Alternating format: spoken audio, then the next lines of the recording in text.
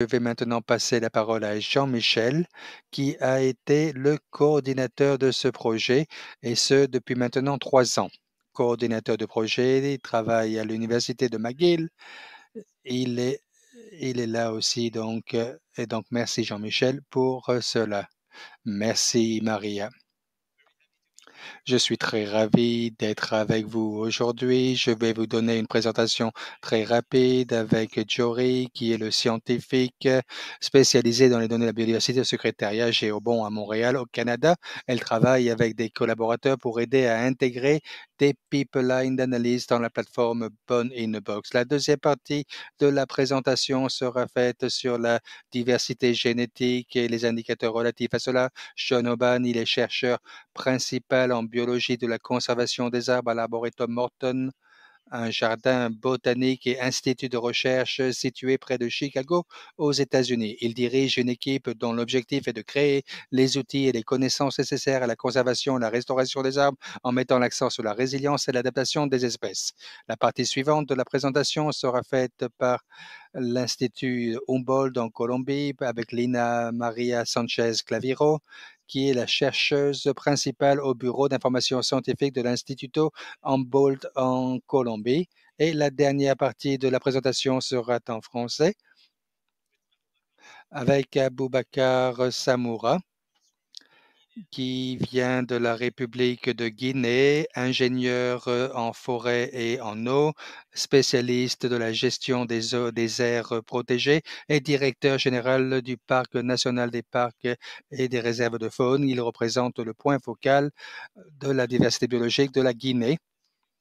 Et lors de cette COP, nous mettons en place un partenariat avec la Guinée.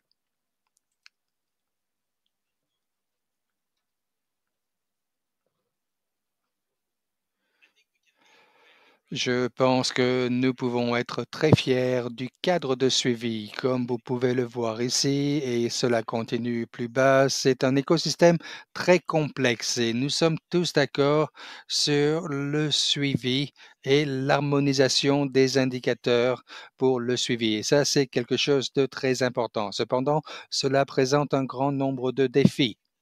Et nous pensons que la seule manière de relever et surmonter ces défis est de travailler ensemble avec les différentes parties du monde. L'outil, c'est justement ce qui est censé être réalisé grâce à cela pour réduire et surmonter ces problèmes et travailler ensemble. Un outil de modélisation pour réduire les obstacles à la mise en œuvre du cadre de suivi.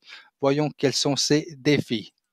Un de ces défis par rapport à la mise en œuvre de ce cadre mondial de la diversité biologique, c'est les satellites et les projets individuels, et ceci donc est de JBEF pour le système mondial d'information sur la biodiversité. On peut voir il y a quelques 3 milliards d'espèces de notations donc d'espèces qui sont présentées. C'est très utile, peut être utilisé pour guider et informer les politiques. En même temps, il y a un manque considérable de données dans de nombreux endroits, des grands biais, des manques en matière de biais spatio-temporels et taxonomiques dans la distribution de ces données. Vous pouvez le voir, l'Europe est entièrement bien couverte alors que l'Afrique et une bonne partie du Moyen-Orient n'a ou quasiment très peu d'occurrences qui sont renseignées.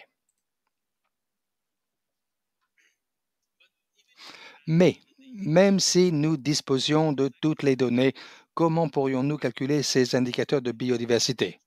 Il y en a certains que nous savons comment calculer, d'autres ne sont pas encore, ou c'est pas encore très clair. Même pour ceux donc cette connaissance doit être partagée dans le monde entier, surmonter les barrières linguistiques, politiques et la propriété intellectuelle qui sont des obstacles à un accès gratuit à cela.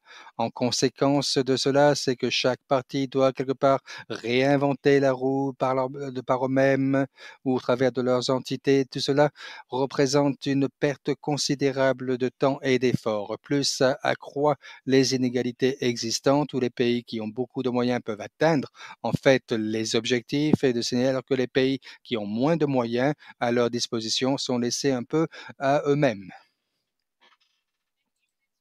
Et même si vous disposiez de toutes les données et tous les calculs dont vous avez besoin pour calculer ces indicateurs, il y existe encore une lacune entre la science et la politique. Les scientifiques essayent de résumer ces données complexes, modèles, résultats, alors que les décideurs politiques veulent des informations actionnables, réalisables, simples, pour pouvoir atteindre les objectifs tels qu'ils sont définis par le cadre mondial de la biodiversité, le CMB.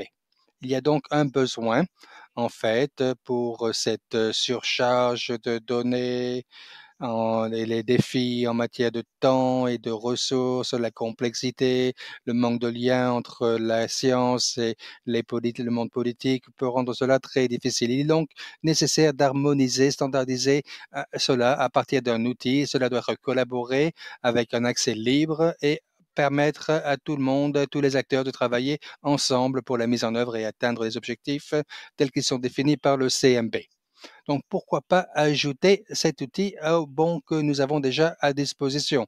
Je pense qu'on vous a déjà dit comment cette boîte nous a aidé, peut nous aider justement à rendre notre vie plus facile par rapport au réseau d'observation biologique avec des outils simplifiés, des outils simples. Nous avons décidé alors d'aider les différents pays avec notre mission, une mission qui de longue date aujourd'hui, l'action, la science à l'action, en mettant la science pour faire une différence en avant, pour faire une différence dans le monde. Et grâce à cela, nous avons une plateforme pour ceux qui savent comment utiliser ces différents modèles, modéliser, faire les calculs, peuvent partager avec d'autres et permettre ainsi à ceux qui ont besoin de les utiliser, d'avoir une expérience beaucoup plus facilitée avec un accès libre et gratuit à cela.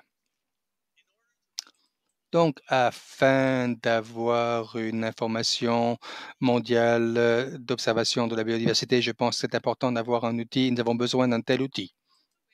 Et une des manières comment Born in a Box peut aider à résoudre le problème de la surcharge d'informations et tous les obstacles dont nous avons parlé, la quantité écrasante de données, de sources de données en automatisant le processus d'extraction, le traitement de ces données et de pouvoir optimiser cela avec différents formats, formats géospatiaux, optimisés dans le cloud avec l'UICN et le GBIF.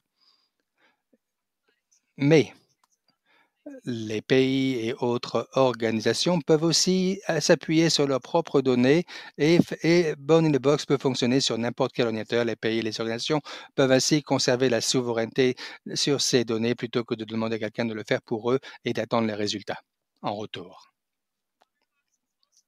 Bonne dans une boîte et travaille également pour mettre en place des pipelines, identifier les lacunes en matière de données et prioriser différentes espèces ou régions. Cela va aider les différents groupes à maximiser les bénéfices des ressources allouées au projet de la surveillance de la biodiversité. Cependant, il y a toujours le défi en matière de communication.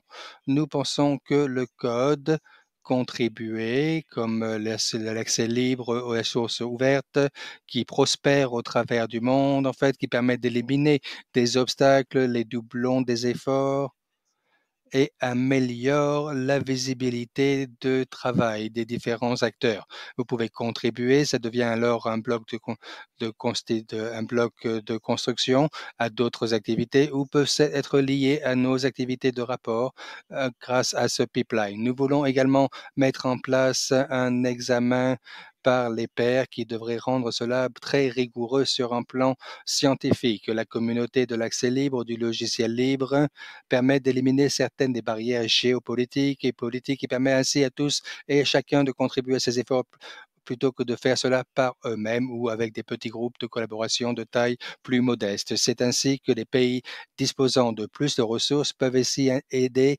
les, les pays qui en ont moins. Bonne et the Box a également été développé pour connecter, donc relier la science à la politique en créant des pipelines d'analyse qui sont guidés par les besoins des décideurs politiques.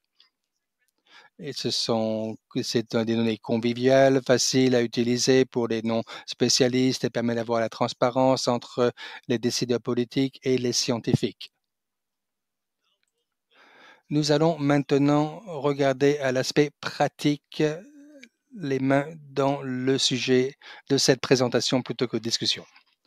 Nous allons vous montrer quelques éléments sur comment fonctionne cet outil. Sur la partie gauche ici, vous pouvez voir. Imaginez que vous êtes une personne qui contribue, un contributeur. Ce n'est pas pour l'État, mais pour la partie du contributeur.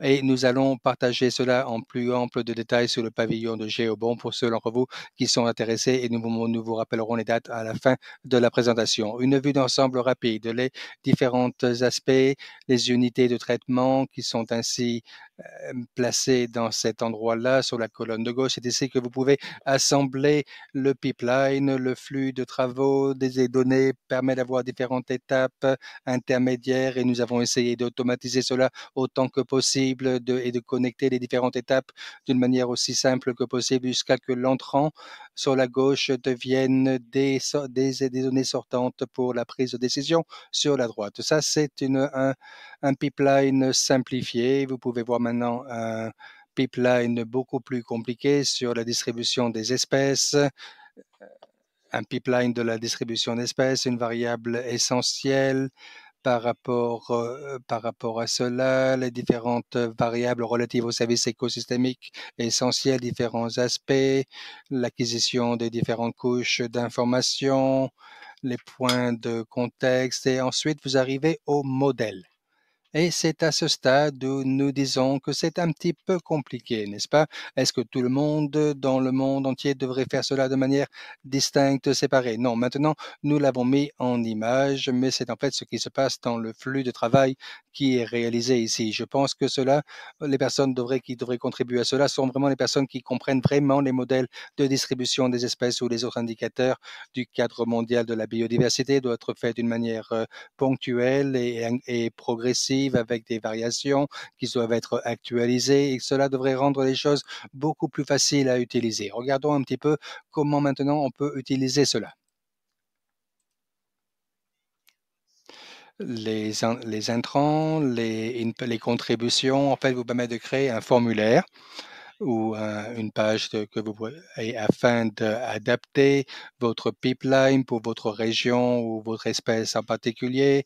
Vous renseignez ce formulaire avec les différentes contributions que vous voyez ici. Une fois que vous avez fait cela, vous activez et vous avez des résultats détaillés, activez le calcul. Et donc ça, c'est pour quelqu'un qui travaille sur l'analyse. Ils pourront voir toutes les entrées, tout, et ce d'une manière très transparente.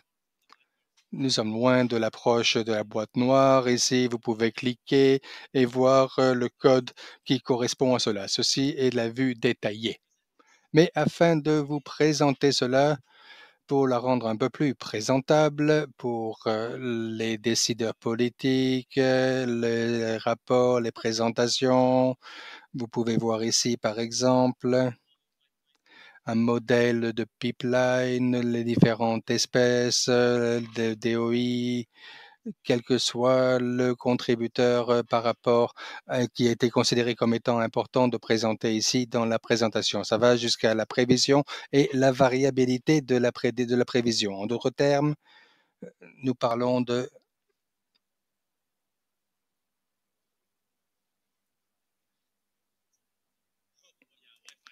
la Wi-Fi est un petit peu lente, donc c'est pour ça qu'il y a un petit silence. Cloud Optimizer. Normalement, avec l'optimisation des nuages, ça va assez rapidement. Alors, nous pensons que Bun in a Box, c'est un outil de collaboration et de suivi et c'est essentiel. Il y a un réseau des scientifiques qui collaborent ensemble pour suivre les efforts et pour lutter et pour atteindre les objectifs du cadre de la biodiversité. Et cela travaille en mettant en connexion les personnes qui mènent des efforts dans les pays et ils bénéficient aussi d'autres pipelines qui ont été développés par d'autres experts ou d'autres pays qui font à peu près la même chose. Alors maintenant, nous allons revenir en arrière. Nous allons regarder vers l'avenir. Nous pensons que Born in a Box est l'avenir des calculs d'indicateurs. Qu'une plateforme ouverte, collaborative, transparente avec tous les indicateurs GBF et plus et ce dont nous avons besoin. Mais il faut davantage de collaboration entre les parties, entre les agences nationales, entre les 3000 membres de la communauté GEBON. Et c'est que le début. Par exemple, ici, nous voyons ce qui est disponible actuellement sur la plateforme, quelques titres, les variables, les indicateurs, grâce à des collaborateurs de la Colombie, la Suisse et du Canada. Et il y a d'autres qui vont arriver. Pour montrer comment cette collaboration peut avoir lieu, je passe la parole à Sean Hoban qui va nous parler un peu sur comment l'intégration de l'indicateur diversité génétique est arrivée pour Born in a Box. Merci. Merci Jean-Michel, merci Joari, merci à vous tous d'être avec nous. C'est un honneur d'être avec vous. Je suis Sean Hoban. Je mène le groupe de travail de GeoBond et je suis un des collaborateurs que Jean-Michel a mentionné. C'est un groupe de travail qui travaille ensemble au sein du réseau GeoBond. Je représente au nom de Deborah Lee qui ne pouvait pas être avec nous. Je vais vous présenter un prototype de Born in a Box, donc l'indicateur principal, la diversité génétique qui est le prototype de Born in a Box. Donc, c'est l'indicateur principal A4. Et nous allons parler de la diversité génétique. Pourquoi nous parlons de cela? Parce que c'est un sujet, un élément qui est négligé en ce qui concerne la biodiversité, mais c'est une composante essentielle de la biodiversité parce que cela permet aux espèces et aux populations de changer, d'adapter à des conditions toujours changeantes comme le changement climatique, des événements extrêmes et de réélever leur population. Donc, la diversité génétique veut dire nous avons des individus qui s'adaptent à la chaleur, au froid et à l'environnement, de survivre dans différents environnements. Et cela est reflété dans le GBF. Donc, nous avons l'objectif, l'indicateur complémentaire. Il y a plusieurs indicateurs génétiques dans le GBF et je vais vous parler de ça aujourd'hui. Dans le pipeline prototype, donc nous avons les deux qui sont inclus dans le GBF et qui sont basés sur les variables biodiversité essentielles de GeoBond. Alors, à votre gauche, vous voyez des populations, vous voyez les différentes couleurs. Et nous, en fait, une façon pour regarder la diversité génétique est de regarder les différentes populations et vous pouvez voir les différentes populations. Dans des plus petites populations, on a moins de diversité génétique, bien sûr. Donc, il y a des tailles suffisamment importantes pour éviter la perte de diversité génétique. Donc, il faut garder les différentes populations dans une taille particulière. Quelle est la taille effective de la population? Il ne faut pas avoir tous les détails, mais c'est important que la taille effective de la population, c'est comme le comportement génétique d'une population. C'est normalement un peu moins de nombre d'individus, et parce que pas chaque individu reproduit et nous reproduisons dans différentes quantités, on va dire, et donc nous passons des gènes différents aux prochaines générations. Donc, si nous avons la taille, nous pouvons arriver à la taille effective de la population. Récemment, un effort multinational dans 9 pays a pu mener une évaluation pilote de ces indicateurs pour 900 pays. Vous pouvez regarder tout ça, 900 espèces, pardon, et vous pouvez regarder toutes ces données ici. Avec Born in a Box, nous sommes excités et nous avons hâte de développer un pipeline qui est plus rapide, plus simple, abordable et faisable pour tous. Donc, je vais vous présenter Box Pipeline, mais vous avez aussi d'autres documents ici avec le QR code. Et nous pouvons utiliser des images satellitaires. Donc, vous pouvez voir des photos d'une forêt en 1989 et en 2022. Vous voyez des pertes dans les forêts, n'est-ce pas?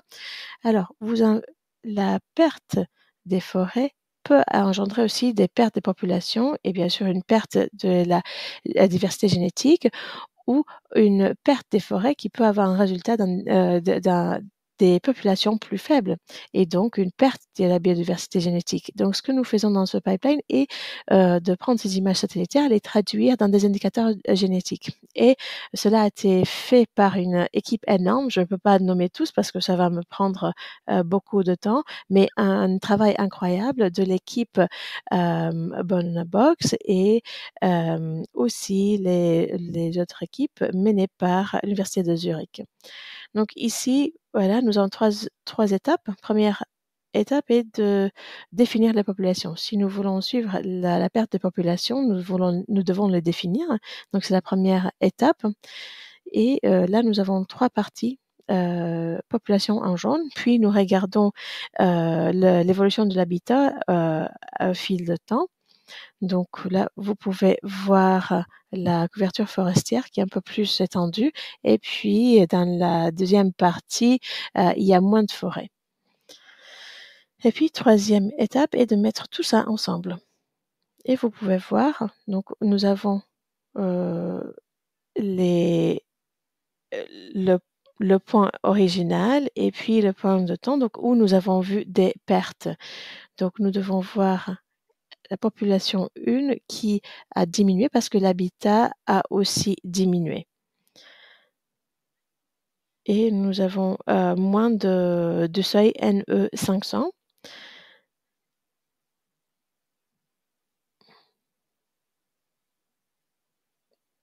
Un peu plus sur comment nous pouvons définir ces populations, comment nous pouvons le faire. L'utilisateur peut obtenir des polygones autour de la population. On peut avoir des cartes UICN ou vos experts locaux qui connaissent les populations, qui peuvent fournir avec leur expertise, ou vous pouvez aussi regarder les outils. Vous pouvez mettre le nom de l'espèce et l'outil va chercher ces points pour définir les populations pour vous. Donc, il y a plusieurs façons pour utiliser ces outils et ces pipelines. Puis, il y a deux différents cartes de changement d'habitat. Donc, nous avons le Global Forest Watch et l'Agence européenne de l'espace. Donc, il y a la classification d'habitat et donc nous avons les différents niveaux d'habitat. Nous avons les forêts, les zones humides, etc. Donc, nous allons regarder un exemple, une des premières espèces qui a été présentée pour le Bone in the Box Pipeline, c'est un avocat sauvage natif au Mexique et en fait, c'est exigé pour éviter la perte de terre. Nous avons l'image satellitaire qui a été traduite après en vert pour la forêt et rouge pour la perte forestière. Et c'est ce que l'outil fait en premier lieu. Donc, voici la carte de 1, 2, 3, 4, 5 populations dans la forêt. Vous pouvez voir qu'une partie de la forêt est en rouge et cela veut dire une réduction de ces tailles de population. Mais qu'est-ce que cela veut dire pour la taille de population génétique? Alors, l'outil fait quelque chose de nouveau, un développement assez important. L'outil traduit cette zone dans la taille génétique impactée. Donc, vous voyez les 5 populations, une a été réduite, mais tous sont plus du seuil de la taille effective de NE 500. Il y a eu des pertes, mais ils n'ont pas dépassé le seuil. Donc, il y a des indicateurs des valeurs indicateurs de 1 pour NE500 et nous pouvons voir que nous avons une population en bonne santé. Ici, nous avons aussi une autre population, Sartori, qui est du Mexique, et nous pouvons voir qu'il y a des populations et il y a deux qui sont plus faibles de la taille 500, et nous pouvons traduire cela aux indicateurs NE500. Et je crois que c'est 2 sur 21, 22 populations. Il y a plusieurs populations qui sont près du seuil. Donc cet outil peut vous aider à identifier les populations qui vont être menacées, génétiquement menacées.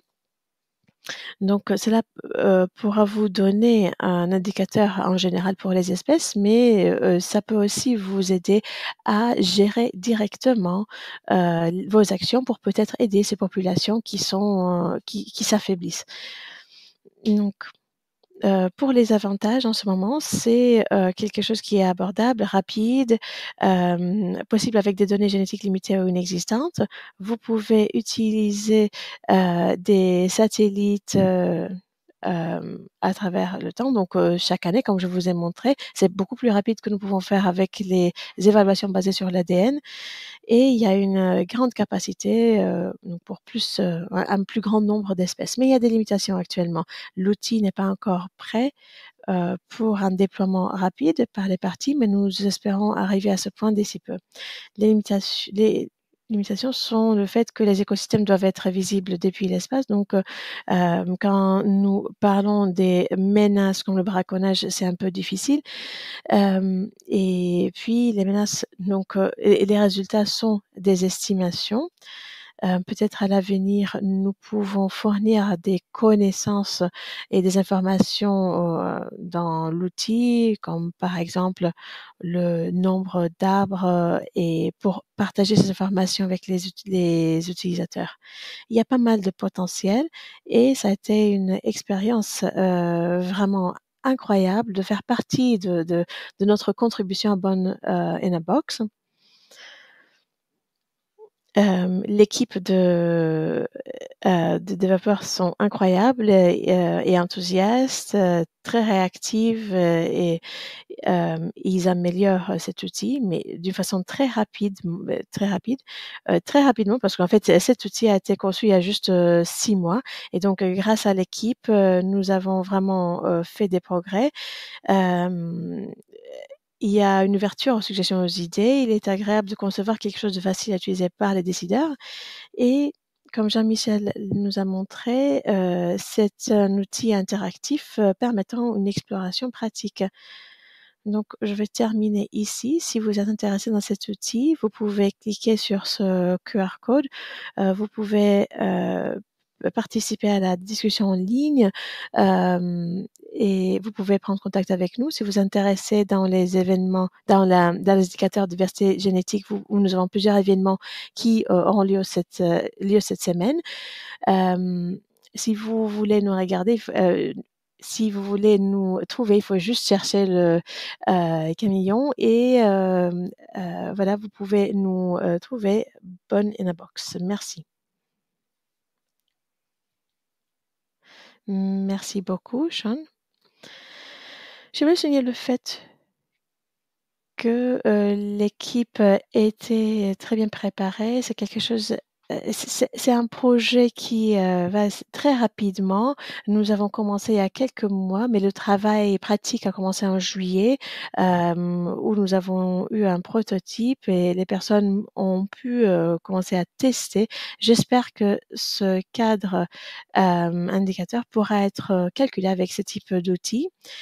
Il y a un autre contributeur et un utilisateur de Born in a Box, Institut Walter von Humboldt, et c'est un des piliers de Born in a Box. Ils étaient là depuis le début. On donne la bienvenue à Aline et Maria pour cette présentation. Merci. Bonjour à tous. Je parle au nom d'une équipe assez importante, des personnes qui font partie de l'Institut Humboldt et aussi au nom de collègues de laboratoire Cornell. Le Cornell Lab of Ornithology. Si vous voulez lever la main, Elena, Victor et les autres personnes sont à Bogota au Canada. Comme Jean-Michel a dit, on a été sur les deux côtés pour développer et utiliser Box. Nous avons contribué aux 3 différents outils. Le premier outil était une base de données sur des projets de suivi biodiversité. Je vais vous la montrer plus tard. Deuxième, de mettre en place des pipelines pour les calculs essentiels de la biodiversité. Troisième, de mettre en place des pipelines pour les calculs d'indicateurs. Donc, je vais juste vous montrer une liste et puis je vais vous dire un peu plus sur comment nous les avons utilisés dans notre travail pour améliorer notre progrès, pour améliorer le suivi de la biodiversité. Première, nous avons le portail des projets de suivi. Donc, ce que vous allez voir à l'écran dès que vous ouvrez, vous savez qu'il y a beaucoup de personnes qui mènent des projets de suivi de la biodiversité dans notre pays, dans le monde, mais des fois, c'est difficile de mettre ces personnes en connexion, en lien et beaucoup de ces personnes n'ont pas un site web ou un dossier scientifique qui est écrit en anglais qui va leur donner une visibilité, mais ils ont la connaissance sur les espèces et l'écosystème qui suivent. Donc, ce que nous avons fait, nous avons pris toutes les bases de données que nous avons eues en Colombie depuis 2015 peut-être, et nous les avons mis dans Box et donc ces personnes aujourd'hui ont un site web où leur organisation est visible, tout le monde peut voir qui est l'équipe, ils peuvent faire le lien avec leur propre site web et donc nous avons créé une façon où nous pouvons évaluer les points forts de la composante de suivi pour chaque projet parce qu'il y a plusieurs choses qu'on peut mettre sous le parapluie de suivi, si vous voulez. Et donc, nous avons répété l'échantillonnage pour les caractéristiques que nous souhaitons voir dans le suivi, la durée, la fréquence, la méthode et la durabilité. Comme ça, nous pouvons donner l'opportunité à des personnes qui souhaitent faire des liens avec d'autres personnes, de connaître les projets, de renforcer les idées qui existent déjà. Et l'idée est que cette partie de Box est déjà prête pour que tout le monde puisse rentrer leur projet. Et puis, en ce qui concerne les variables essentielles, comme nous avons dit, nous n'avons pas toujours les données disponibles, mais il y a des fois où nous avons des données, mais nous ne savons pas quoi faire avec ces données. Et donc, nous avons pensé sur différents types de données. Nous avons des données des différentes sources. Les 3 pipelines que nous avons décidé pour calculer les EBV, donc les variables essentielles de la biodiversité, sont sur la densité et nous avons travaillé avec les collègues du Cornell Laboratory pour développer les différentes parties. Nous avons donc la zone des données et la zone de présence avec les données. C'est un processus qui exige beaucoup de données et nous calculons quelque chose qui est lié au niveau des populations. Pour les oiseaux en Colombie, nous avons hâte de mettre cela en place et cela nous montre exactement où nous nous trouvons. Nous ne sommes pas à 100% prêts, mais ça va être très près. In terms of Et en matière d'indicateurs, nous avons un grand nombre de projets sur lesquels nous travaillons avec différents types de progrès. Ce qui est important, c'est que nous avons choisi des indicateurs qui étaient importants pour nous et ce pour différentes raisons. Nous avons inclus quelques-uns des titres importants par rapport à la CDB et c'était important de faire ainsi. Nous avons aussi inclus des indicateurs qui parfois sont des priorités nationales ou que nous avons déjà pris en compte dans notre système de prise de décision. Le fait d'avoir ce pipeline nous aide vraiment à nous organiser, qui nous permettent ainsi de continuellement calculer les indicateurs sur la même méthode, les mêmes ensembles de données sur le temps. C'est important parce que si on veut actualiser cela, n'a pas besoin d'être refait une nouvelle fois à chaque fois. Voici un des exemples et vous verrez, il y a des prospectus dans la salle sur cela.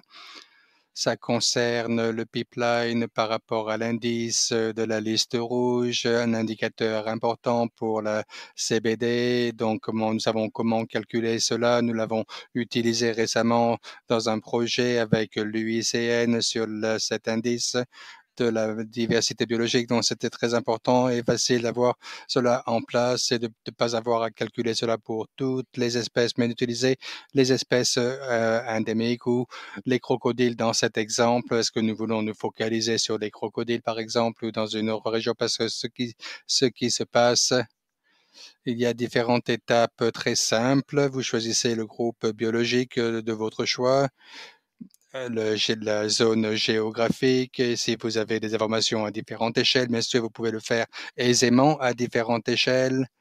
Ça permet de vous calculer directement à la base de données de l'UICN. C'est facile d'avoir les résultats. Et encore une fois, en faisant cela tous les 3 ans, mais vous pouvez le faire plus régulièrement. Et nous voulons être transparents sur comment nous calculons cela. C'est très facile, en fait, d'avoir un tel pipeline. On peut identifier les opportunités pour les différents groupes qui veulent travailler avec nous, en particulier les groupes qui souhaiteraient développer ce pipeline, contribuer à cela en travaillant ainsi. Ça nous a permis vraiment de normaliser nos processus analytiques et partager la charge de travail et de l'importance des documents par rapport à cela. Et à chaque fois que si une personne quittait notre bureau, en fait, on serait laissé sans les informations, quelqu'un d'autre doit prendre sa place. Et donc, si vous prenez cela à l'échelle mondiale, ces rotations de personnel peuvent être beaucoup plus conséquentes et avoir plus d'incidence. C'est un travail renforcé de collaboration, tant au sein de notre équipe qu'avec divers partenaires extérieurs. Et nous continuons dans ce sens. Nous avons également un pipeline qui suit un cycle des données, les morceaux distincts que nous avons déjà développés et nous avions en fait différents processus, différents scripts, différentes étapes et c'est une manière en fait de regrouper toutes ces épaisses que nous avons partageons conjointement par rapport au processus qui peut évoluer. Encore une fois, c'est un logiciel de science ouverte. Nous avons une mentalité dans ce sens et chez Humboldt et nous voulons encourager cela. Ça aide à centraliser les différents flux d'informations et minimiser. Et quand on faisait cela, on a remarqué qu'une personne faisait ceci, par exemple, le codage géographique, et une personne faisait cela de manière différente, et ainsi de suite. Donc, nous avons essayé de considérer quel était le meilleur moyen et de s'appuyer sur la même étape pour les différentes pipelines afin d'obtenir des résultats comparatifs. C'est très facile, en fait, de faire cela une fois que vous avez cette familiarité. Concernant les défis à présent, nous pensons que dans l'état actuel, il y a encore une nécessité de prendre du temps pour apprendre. Donc, la courbe d'apprentissage est importante et c'est important d'avoir des personnes qui savent, qui sont familiers avec les différents textes et de comprendre le travail scientifique qui sous-tend les pipelines. Ce n'est pas un utilisateur ordinaire qui pourrait vraiment utiliser cela, exploiter cela, parce qu'à la fois nous sommes des usagers et d'informatique, donc c'est en cours de développement. La plateforme est en cours de développement, donc c'est quelque chose que si une organisation ou un pays pourra faire pour développer le pipeline, en fait, ça aide d'avoir une équipe qui peut dédier beaucoup de son temps à cela, parce qu'une fois que cette familiarité, ça permettra de gagner beaucoup de temps par la suite, mais ça nécessitera beaucoup de temps au début. Et également, avant que la plateforme devienne super grande et que c'est un travail collaboratif. Nous devons encore définir les règles par rapport à la collaboration entre les différents acteurs, si cela peut nous aider. Nous sommes tous dans la même ville, et nous nous connaissons et parfois nous réalisons que nous faisons des choses légèrement différentes. Par exemple, imaginez, donc c'est important qu'avant de passer à une échelle plus grande, que nous soyons clairs par rapport à ce que nous faisons. Le portail de projet doit être davantage diffusé dans le monde. Donc, s'il vous plaît, faites passer le mot et cela permettra d'être utilisé davantage. Et ceci présente quelques-uns des défis. Ensuite, une invitation. Vous verrez cela dans la salle également pour les différents pays et autres organisations qui souhaitent utiliser cela. De Bonn in a Box vous permettra de réaliser cela, donc d'avoir une méthode normalisée qui est très important par rapport au senior rapport des indicateurs, un environnement collaboratif, un flux de travail que vous pouvez adapter à ce que vous faites dans votre travail au quotidien. Et cela vous permet également d'intégrer les ressources. On s'appuie sur des données mondiales, des données locales, des données publiques et d'autres qui ne sont pas publiques ou qui proviennent de différentes sources. Et enfin, je vais faire un petit peu de promotion. Nous avons la Casa Humboldt qui est près de la zone verte à Cali. Lorsque vous n'êtes pas dans une réunion, nous avons tout un ensemble d'événements, de discussions sur le sujet de la biodiversité en Colombie. Donc, si c'est la première fois que vous êtes ici, c'est un endroit parfait pour en apprendre davantage sur la biodiversité, donc la diversité biologique de la Colombie. Merci. Merci beaucoup, Lina. La présentation suivante sera en français. Donc, si vous avez le code QR, vous avez besoin de scanner cela, sans quoi il y a des codes QR qui sont sur la table également si vous en avez besoin. Je suis ravi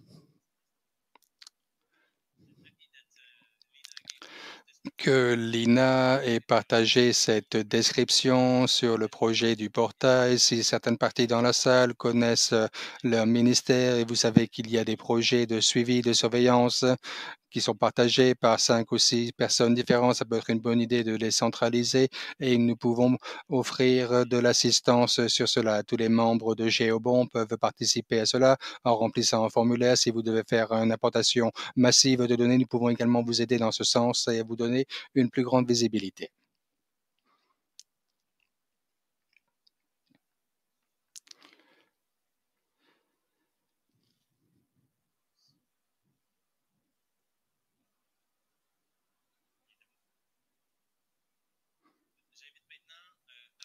Samoura de la République de Guinée, parce que c'est important d'avoir des collaborateurs, mais c'est aussi surtout important d'avoir des gens qui vont bénéficier de ce projet-là.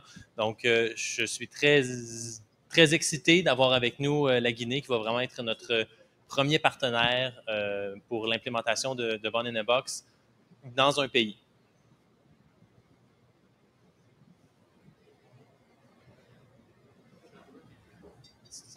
Without signal.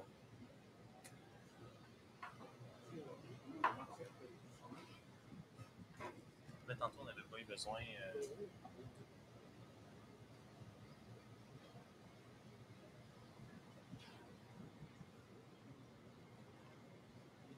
Évidemment, les connexions, ça fonctionne toujours mieux avant la présentation que pendant la présentation.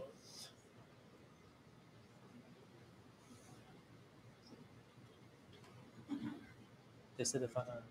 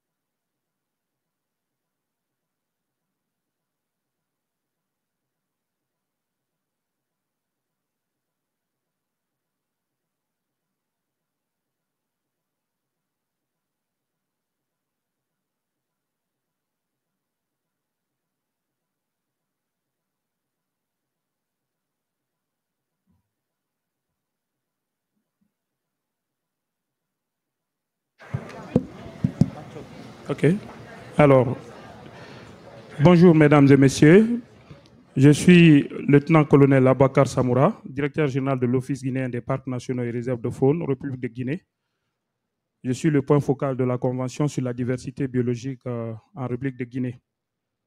Je suis partenaire de l'ONG UPADI, un projet canadien qui évolue dans l'une des aires protégées de la République de Guinée, notamment le parc national du Moyen-Bafing et Géobon également. Alors, ce matin, je vais me faire le devoir de vous présenter les efforts fournis par la Guinée dans le cadre de l'atteinte des objectifs du GBF, celui de couvrir 30% du territoire national en aire protégée. Donc, la République de Guinée, après la COP15 biodiversité tenue à Koumni-Montréal, alors a entrepris un vaste programme de réforme de son système du réseau des aires protégées, qui était initialement bâti autour de 53 aires protégées. Ces réseaux guinéens, bâtis autour de 53 aires protégées, alors possèdent d'importantes ressources naturelles, et ces ressources naturelles aujourd'hui sont assujetties à de fortes pressions et menaces. Parmi ces pressions, nous avons le braconnage que vous voyez, nous avons l'ouverture des routes, les infrastructures routières, ferroviaires et autres. Nous avons la coupe du bois à usage commercial. Il y a la déforestation sous toutes ses formes et l'agriculture. Ce réseau aujourd'hui, ce capital naturel de la Guinée peut être aujourd'hui à la base du développement du pays, si c'est bien géré.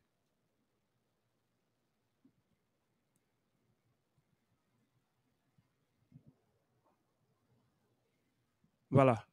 Donc, pour conduire ce processus, il est besoin que la Guinée essaie de clarifier le statut de son réseau. Et cette clarification s'est basée sur un capital naturel que nous avons. Vous voyez la belle verdure. C'est un capital que nous disposons, mais malheureusement qui n'est pas suffisamment valorisé.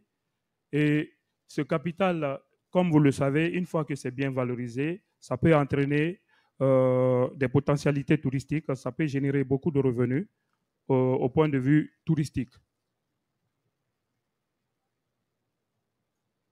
Et cette refonte du système du réseau des aires protégées de la Guinée est partie de la capitalisation de ce que nous disposons.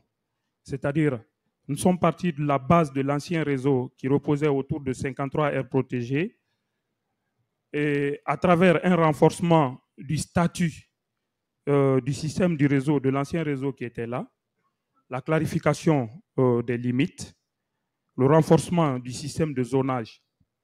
Et deuxièmement, nous avons procédé à une proposition de nomenclature du réseau qui est basée sur 5 appellations.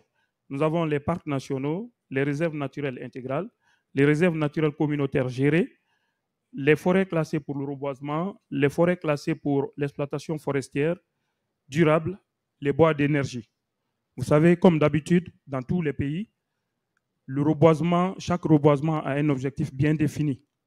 On peut reboiser à des fins récréatives, on peut reboiser à des fins de protection, tout comme on peut reboiser à des fins d'utilisation, de production de bois d'énergie pour les foyers. S'appuyer sur le réseau des forêts classées et des aires protégées anciennes qui existaient.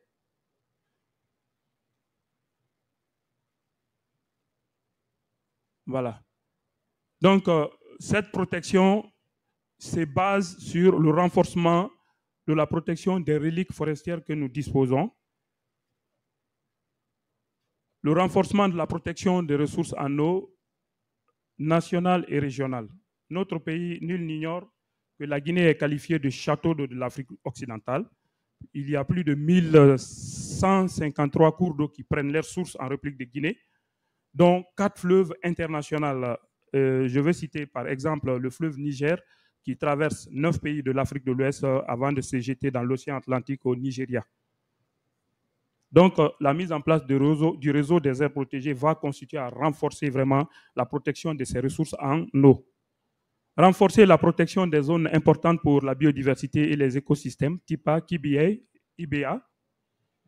C'est là même où intervient le partenariat avec Géobon, parce que nous avons un nouveau réseau qui est en train d'être mis en place, mais qui n'a pas de données fiables. Je vous rappelle que le dernier inventaire sur la biodiversité de la Guinée date de 1987. Donc, du coup, nouer un partenariat avec Géobon va contribuer à mettre en place un système efficace de suivi de cette biodiversité et d'évaluation de cette biodiversité. Amélioration de la planification de l'aménagement du territoire et particulièrement la coordination avec les mines et l'agriculture. Notre pays est vachement riche. Près de 60% du territoire sont constitués par des concessions minières. Donc, du coup, il y a chevauchement entre les permis miniers et les zones protégées. Donc, ce qui entraîne souvent des conflits entre les différents ministères, notamment le ministère des Mines et le ministère de l'Environnement dans le cadre de la protection de la biodiversité. Et je pense que ce partenariat que nous sommes en train d'envisager avec Géobon va nous aider non seulement à avoir une idée claire de la richesse en biodiversité des futures zones que nous allons classer comme aires protégées, mais d'utiliser ces indicateurs pour brandir devant le ministère des Mines pour leur dire cette zone est extrêmement riche, vous ne devez pas installer ou vous ne devez pas octroyer de concessions minières sur cette zone. Réponse concrète aux engagements internationaux. Convention, notamment la Convention sur la diversité biologique, où on s'est engagé à couvrir 30% du territoire national en zone protégée, terrestre et marin. Convention sur la lutte contre le changement climatique, notamment la contribution à la réduction des émissions des gaz à effet de serre, la RED+. Et cela se traduit par la création d'un réseau qui va se baser sur les parcs nationaux existants. Et à ces parcs nationaux vont s'ajouter d'autres petites aires protégées pour que la diversité soit vraiment assurée. Mesdames et messieurs, ça, vous voyez ce tableau de bord qui représente ici les efforts réels que la Guinée a déployés après la COP15 biodiversité à Kunming-Montréal. L'ancien réseau était constitué de 53 aires protégées avec 15% de proportion de couverture du territoire national, puisqu'il y a certains réseaux qui existent sur papier, hein, mais sur le terrain, ces aires protégées ont presque disparu. Donc, avec les travaux que nous avons engagés, nous avons pu actualiser les limites, clarifier le zonage. Ceci nous a conduit à 22%. Donc, nous avons évolué de 15% avec l'ancien réseau à 22% avec le nouveau réseau. Et ça, c'est avant 2030. Et à côté de cela, nous sommes en train de créer d'autres aires protégées. Je pense que ces aires protégées, une fois que ça va s'ajouter sur ce réseau, ça va améliorer davantage la proportion de couverture du territoire. Voilà, vous voyez un peu le graphique qui indique ça, c'est l'ancien réseau, ça, c'est le nouveau réseau que nous sommes en train de faire. Et la proportion de couverture en aire marine protégée et en aire protégée terrestre. Bien. Ce nouveau réseau également, on a essayé d'évaluer un peu sa contribution dans le cadre de la RED+. On a estimé que ce nouveau réseau va contribuer au stockage. Le taux de séquestration du carbone va augmenter à plus de 50%. Je pense qu'avec le partenariat que nous allons entreprendre avec Géobon, on aura plus de précision sur ces calculs et cela va nous permettre vraiment de pouvoir valoriser le potentiel de carbone qui est généré par ces aires protégées. Bien. Pour que ce processus soit effectif, nous avons établi une feuille de route qu'on est en train de dérouler. Et c'est pourquoi nous avons jugé utile de venir participer à ce CED Event pour montrer un peu quelle va être la part de contribution de GeoBond dans le cadre de la mise en place de ce réseau que nous sommes en train de vous présenter, puisque le processus est chapeauté par la Banque mondiale, mais la Banque mondiale seule ne peut pas conduire tout le processus jusqu'au bout. Il faut trouver d'autres partenaires pour venir ajouter leur grain de sel afin que ça soit vraiment diversifié. Bien.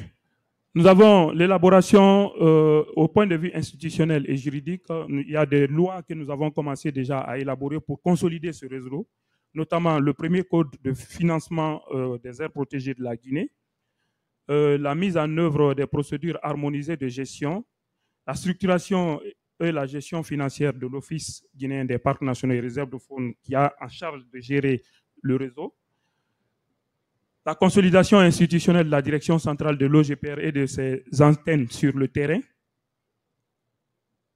le partenariat, capacité de gestion et formation. Je reviens, j'insiste là-dessus. Cette étape, elle est vraiment cruciale pour nous. C'est pourquoi, d'ailleurs, je me fais le devoir d'attirer votre attention pour vous dire que cette recherche de partenariat va se focaliser non seulement sur le renforcement de capacité du personnel local de la Guinée, sur la mise en place d'un système efficace de suivi des indicateurs de la biodiversité dans le pays, mais un transfert de compétences à la fin du projet.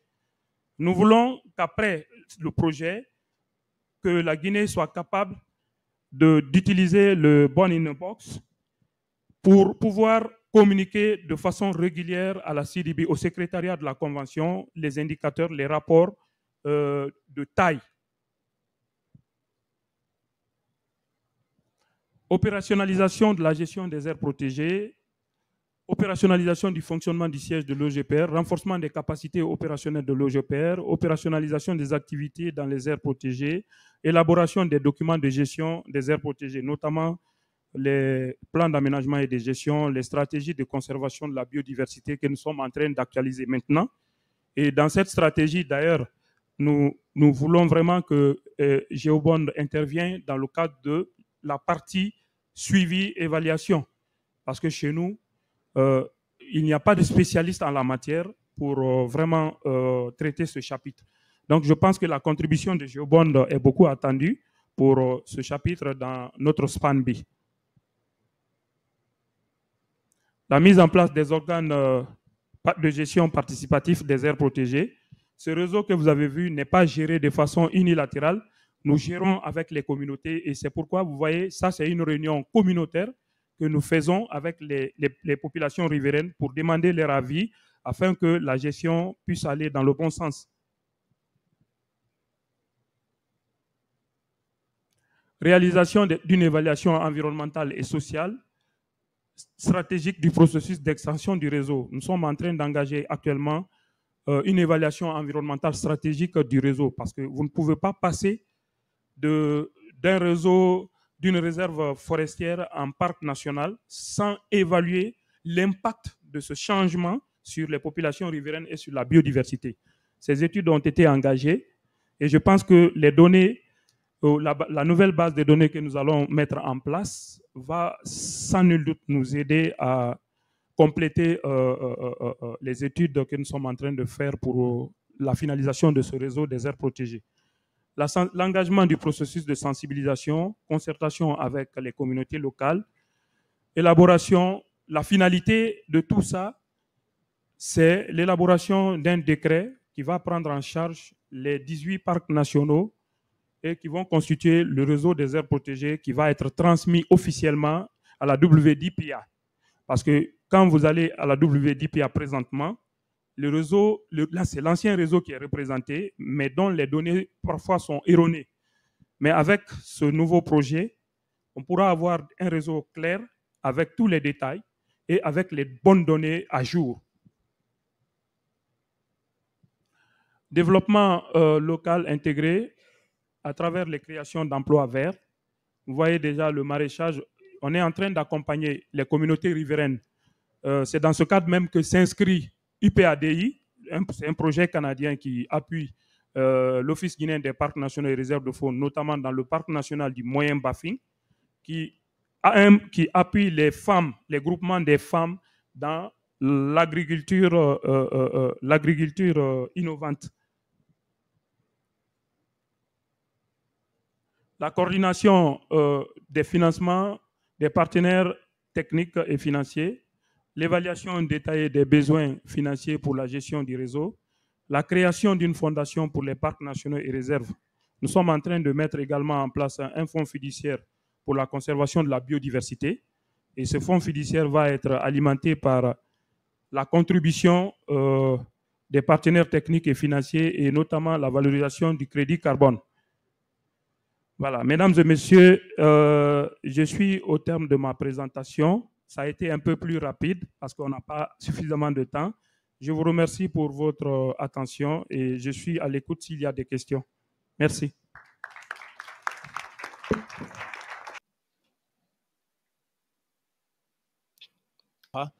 Hello everybody, my name is Andy Gonzalez. Bonjour, je suis Andy Gonzalez, je suis l'autre coprésident au GeoBonn.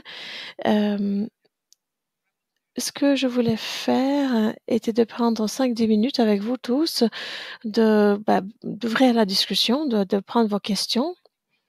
Je crois que nous avons vu la partie la plus importante de One in the Box, c'est la collaboration. Nous avons vu la collaboration de la communauté scientifique qui contribue à des indicateurs, à des pipelines qui sont essentiels, qui sont pertinents au GBF.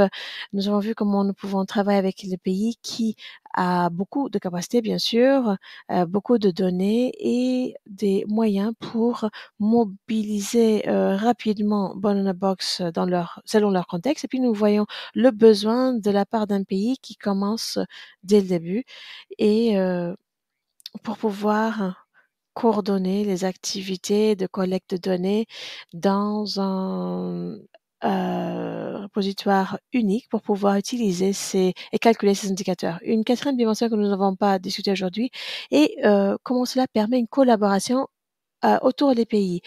Et il y a une vision d'avoir une coopération internationale qui peut tout transformer. Cela a déjà eu lieu entre le Québec et la Colombie et nous avons pu partager des pipelines, partager des solutions pour nos défis, pour établir la plateforme, mais cela va au-delà parce qu'il y a la possibilité de traduire le cadre de suivi pour le changer de la théorie vers la pratique et l'action. Et il y a cette plateforme qui est assez concrète pour mettre en place tout cela et rendre ces projets une réalité. Donc, je voulais m'arrêter un peu pour voir s'il y a des questions. Une question ici, là, 4, 5. Oui, voilà, allez-y. Donc, nous pouvons prendre des questions en français et sonner en anglais, donc n'hésitez pas. Alors, je crois que c'était vous, Sean, voilà, de votre présentation, Sean, mais après, j'ai vu les mêmes choses dans les autres présentations. Comment est-ce que vous incluez la perturbation dans les variables EBV ou comment est-ce que vous regardez cela dans la diversité génétique? Parce que je vois qu'il y a plein d'espèces qui se sont adaptées aux perturbations et c'est quelque chose d'important de prendre en considération.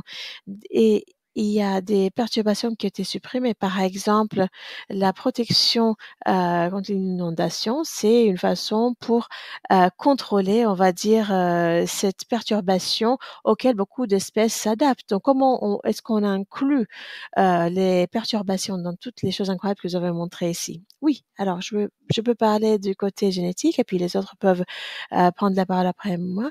Merci beaucoup. Je crois que c'est grâce à ce type de questions et collaboration que nous pouvons améliorer les outils. Donc, nous avons montré des choses en phase pilote, mais merci pour votre suggestion parce que nous pouvons modifier et améliorer les choses. Je comprends ce que vous voulez dire parce que je suis biologiste forestier de ma formation et je comprends ce que vous voulez dire en ce qui concerne les perturbations. Avec l'outil One in the Box, nous pouvons identifier le type d'habitat préféré par les espèces. peut-être cela ne fonctionne pas pour toutes les espèces. Il y a des espèces pour lesquelles nous ne pouvons pas identifier les habitats particuliers.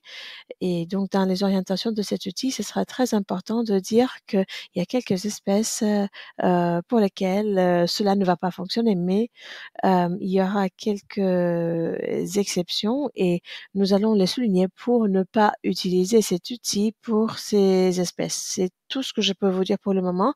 C'est un point vraiment important. J'espère qu'on pourra l'incorporer dans l'outil. Oui, allez-y. Andreas Springer, de la Commission européenne. Une question qui est un peu plus générale sur Box et GeoBond. Nous avons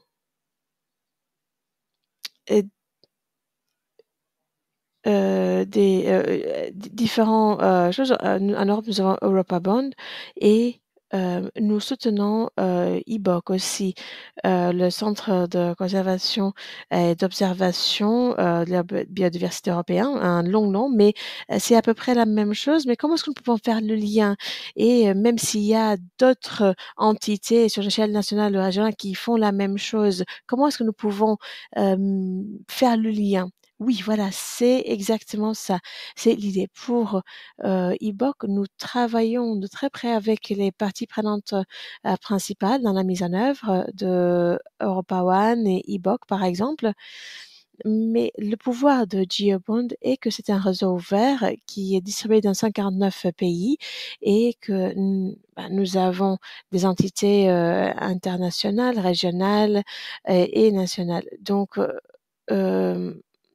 ce que nous pouvons faire grâce au secrétariat est de soutenir le processus de la mise en œuvre de Box dans chaque endroit. Et cela exige qu'une institution de 1800 institutions que nous avons commence sur le travail d'augmentation de capacité, renforcement de capacité, mise en œuvre, etc. Si vous avez la capacité, vous pouvez obtenir votre propre Box et vous pouvez l'utiliser sur une échelle locale. Il y a quelques exemples où cela a été fait, en Colombie par exemple, et l'Institut Humboldt, deuxième exemple. Et deuxième, c'est aussi d'établir, de mettre en place Box avec une formation qui vous permet à travailler sur différentes pipelines pour établir une indépendance. Troisième est d'avoir un établissement du premier point jusqu'à la fin. Donc, il y a plusieurs façons de développer tout cela et c'est ce que nous sommes en train de tester avec nos partenariats avec la Colombie, Guinée et d'autres pays. Donc, ce qui est essentiel maintenant est de voir comment nous pouvons mobiliser Box. Merci. Oui, je voulais aussi rajouter que il faut avoir un changement de mentalité, de ne pas seulement nous arrêter au niveau local, c'est-à-dire la publication d'un document ou sur une échelle interne avec un indicateur. D'avoir cette perspective globale. Je crois que cette composante est très importante et cruciale pour ces entités. Nous avons on va dire 80 ou 90% qui est déjà fait pour rendre cet outil utilisable par d'autres parties prenantes. Donc, il faut juste changer un peu plus la mentalité. Oui. Merci pour cette présentation. Une plateforme très prometteuse. 2 questions rapidement. Alors, je viens de New Atlantis Labs. Nous focalisons sur l'évaluation biodiversité et financement, des mécanismes de financement durable. Donc ma question est-ce que vous soutenez l'évaluation de la biodiversité dans un environnement très dynamique, comme par exemple les océans, et spécifiquement dans le contexte des microbiomes, par exemple? Cela exige des pipelines qui ont besoin beaucoup de données pour donner des aperçus sur les microbiomes et les méthodes utilisant des différentes données. Et l'autre question est en En gardant à l'esprit d'autres agents ou des modèles plus larges, comment est-ce que vous pouvez rester pertinente? Parce que ces gros modèles vont transformer beaucoup de choses. Et en tant que scientifique, nous devons regarder tous les outils parce que ces outils peuvent améliorer le suivi de biodiversité, les différents modèles, etc. Donc, oui, c'était 3 questions compliquées en une quand même. Alors, la première question, c'était le travail autour des océans. Nous avons Marine Bond, nous travaillons avec Marine Bond et nous avons le système d'information de biodiversité des océans. Et donc, nous avons le même système de partage d'informations. C'est le premier bloc, je crois. Et cela a été intégré grâce à la collaboration avec Greenborn et Omixpon, qui fait partie du réseau GeoBond. Deuxième question, c'était sur les génomes. Oui, donc ce n'est pas nous ne sommes pas une communauté clôturée, mais si nous avons des systèmes très dynamiques sur le séquençage et il y a des pipelines en place pour cela. C'est une plateforme ouverte pour ces pipelines. L'IA, bonne question. La première mise en œuvre que nous voulons faire pour l'IA est LLM régénérative, donc là où il y a des informations, des documents, des experts GeoBond qui sont difficiles à comprendre et donc nous allons les rendre faisables avec BondBox. Et quand vous cherchez pour un EBV, vous allez avoir un modèle pour ces EBV. Ici, ah oui, très bien, allez-y. Bonjour, je suis David et je suis écologiste moléculaire à l'Institut Harbor et ma question est sur les modèles de prédilection. Est-ce qu'ils sont précis ou corrects? Oui, une très bonne question. J'apprécie l'engagement sur cet outil. Alors, pas pour le moment. Comme Jean-Michel l'a dit, nous avons développé ce pipeline pour l'indicateur diversité génétique très rapidement et nous avons montré dans la phase pilote que voilà, nous allons avoir plein de questions, plein de retours, beaucoup de retours. Et le travail est toujours en cours et je n'ai pas une réponse complète pour votre question, mais c'est quelque chose que nous envisageons. Nous savons que c'est nécessaire. Et c'est important de regarder les données sur la génétique et aussi en même temps sur les indicateurs de ces pipelines pour voir comment nous pouvons inclure les données génétiques quand cela est disponible. C'est quelque chose que nous voulons faire pour pouvoir rentrer les données génétiques si vous les avez. Donc, ce sera une bonne chose à faire aussi.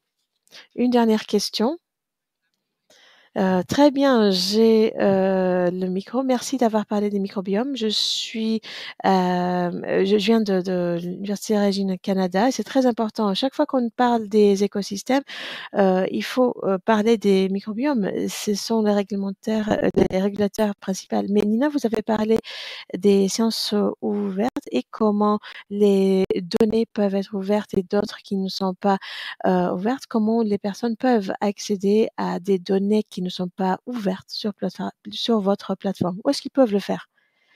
Oui, alors, encore une fois, nous parlons des pays ou des utilisateurs ou des organisations qui veulent calculer leur propre EBV ou leur propre indicateur. Normalement, nous utilisons des données ouvertes, mais s'il y a des organisations ou des pays qui veulent calculer les indicateurs et rendre l'indicateur public, mais pas les données, ils peuvent le faire parce que BondBox ne stocke pas les données. Donc, nous utilisons différentes connexions et nous avons les catalogues pour les données spatiales, etc. Mais les pipelines en ce moment, d'utiliser les entrants des utilisateurs et c'est les les utilisateurs qui sont responsables pour stocker les résultats et ils sont responsables de ce qu'ils veulent faire. Donc, c'est vraiment le flux de travail qui va être dans Ball in the Box et c'est aux utilisateurs après de décider. Nous avons un autre exemple avec les modèles de distribution des espèces. Nous utilisons beaucoup de données publiques, mais il y a des experts qui rentrent leurs données, mais qui ne veulent pas publier leurs données. Donc, nous allons publier le modèle sans les données si les propriétaires ne veulent pas. Mais dans les 3 modèles que vous avez expliqué plus tôt, le premier modèle est utilisé sur votre ordinateur. Donc, tout reste sur votre ordinateur. Nous devons conclure. Je suis heureux de voir autant de personnes ici. Alors, prochaines étapes. Nous travaillons pour faire le lien entre cette plateforme et l'outil de rapport au secrétariat de CBD pour faciliter la tâche au pays s'ils veulent travailler sur l'indicateur A4. Donc, nous voulons rendre la tâche plus facile et nous avons cette plateforme ouverte incroyable qui fait cela. Donc, nous travaillons avec le secrétariat sur le développement de cet outil de rapport. Ici, donc, nous avons plusieurs opportunités. Vous pouvez vous familiariser avec tout ce que nous faisons. Donc, nous avons le bureau d'aide Ball in a Box. Vendredi 11h45, nous avons un aperçu technique de Ball in a Box. Et puis mercredi à 18h30. Merci d'être avec nous. Merci de rencontrer l'équipe, de vous familiariser avec tout ce que nous faisons et ce que Ball in a Box peut faire. Je souhaite clôturer en remerciant le bailleur de fonds. C'est un partenariat public-privé. Nous avons reçu un cadeau de Microsoft pour faire cela. On veut pas inclure plus de l'IA dans tout cela parce que nous voulons inclure plus de personnes. Nous souhaitons remercier le Centre du Québec pour la biodiversité, l'institution Humboldt et l'Université Cardiff pour la traduction en temps réel. Merci beaucoup à Cardiff. Sans vous, on n'aurait pas pu avoir cela. Et un applaudissement pour les intervenants. Merci.